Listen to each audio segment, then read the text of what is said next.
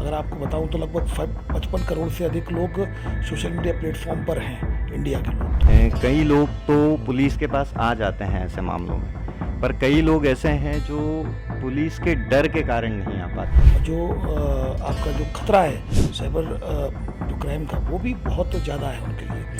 वो बाद में जब जिसको लड़की समझ के बात कर रहा था, वो एक्चुअली में लड़का निकला। लड़का अपनी बहन और अपने अन्य लोगों की मदद से उसको ट्रैप कर रहा था। ऐसी स्थिति में शहरी क्षेत्र के अलावा ग्रामीण क्षेत्र में इन चीज़ों को लेकर कितनी जागरूकता है, और शहरी क्षेत्र में केसेस ज़्यादा हैं या ग्रामीण क्षेत्र में? आप ऑफलाइन तो आ ही सकते हैं। इसके अलावा अगर आपको रिपोर्ट करनी है साइबर फ्रॉड की, तो नेशनल साइबर हेल्पलाइन नंबर है 1930। आप इस पर कंप्लेंट कर सकते हैं घर बैठे बैठे।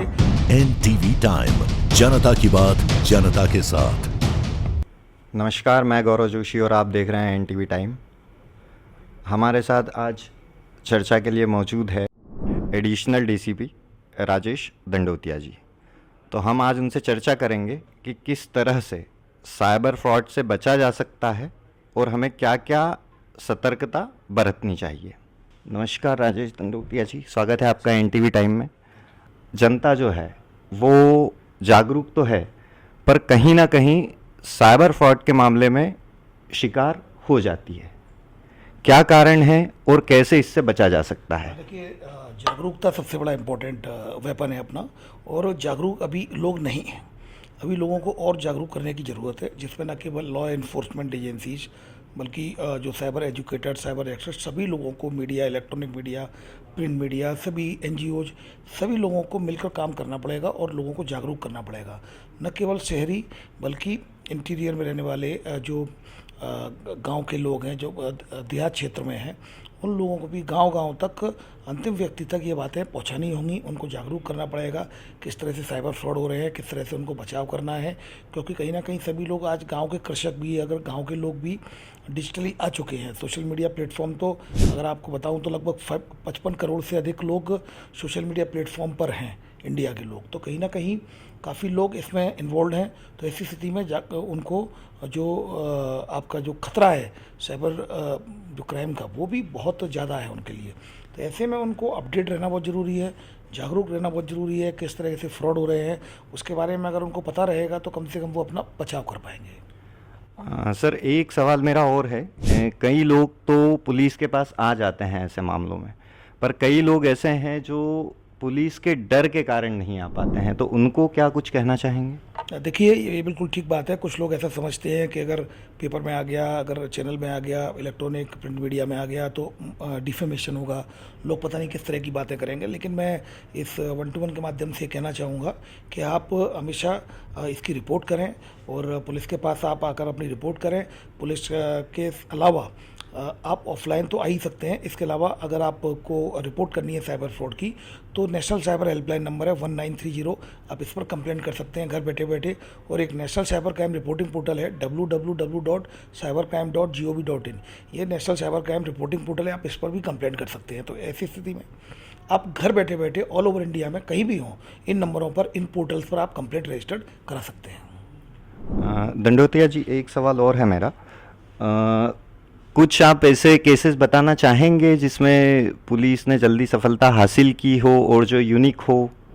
देखिए, एक अभी केस रजिस्टर्ड हुआ था भारत मैट्रिमोनी में। एक नॉर्थ कैलिफोर्निया का एक लड़का था, और उसने भारत मैट्रिमोनी, जो मैट्रिमोनियल साइट है, वहाँ पर उसने एक प्रोफाइल उसको पसंद आया, उससे बात करता रहा। 1 साल तक लगातार बात की। लगभग 2 करोड़ से ज़्यादा पैसा उस लड़की ने ले लिया। और वो एक जो लड़का था, इससे लगातार बात करता था।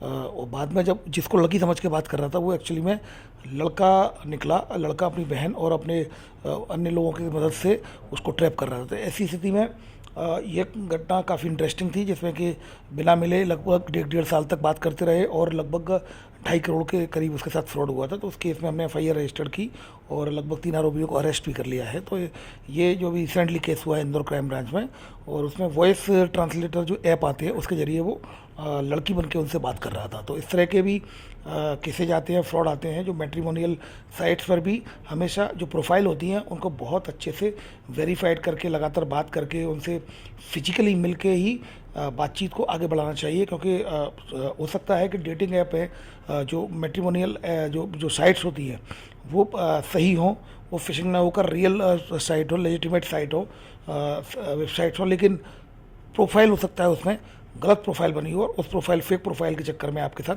फ्रॉड हो जाए। लास्ट मंथ करीब करीब कितने के फ्रॉड हुए, ऐसा कुछ हमारे दर्शकों को बताना चाहेंगे? देखिए, मैं बिल्कुल कहना चाहूँगा 2024 में लगभग 11,000 के करीब साइबर फ्रॉड थे, जिसमें कि सोशल मीडिया फ्रॉड भी शामिल है। फाइनेंशियल फ्रॉड के अलावा 11,000 करोड़ रुपए के 11,000 कंप्लेंट्स आई थी और लगभग 75 करोड़ से अधिक के फ्रॉड हुए थे, जिसमें विक्टिम का पैसा गया था और 14 करोड़ 20 लाख रुपए हमने रिकवर भी कराए।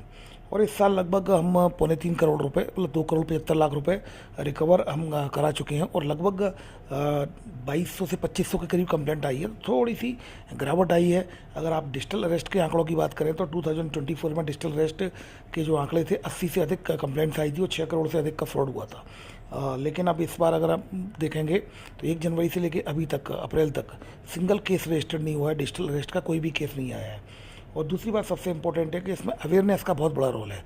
इंदौर पुलिस कमिश्नरेट में लगातार अवेयरनेस कैंपेन चलाई जा रही है, जिसमें इलेक्ट्रॉनिक प्रिंट मीडिया के माध्यम से सेमिनार, सेशंस, पॉडकास्ट, ये 1-to-1 भी जो हम कर रहे हैं वो कहीं ना कहीं दर्शक देखेंगे तो वो भी कहीं ना कहीं अवेयर रहेंगे कि किस नंबर पर उनको कॉल करना है, किस तरह के फ्रॉड होते हैं।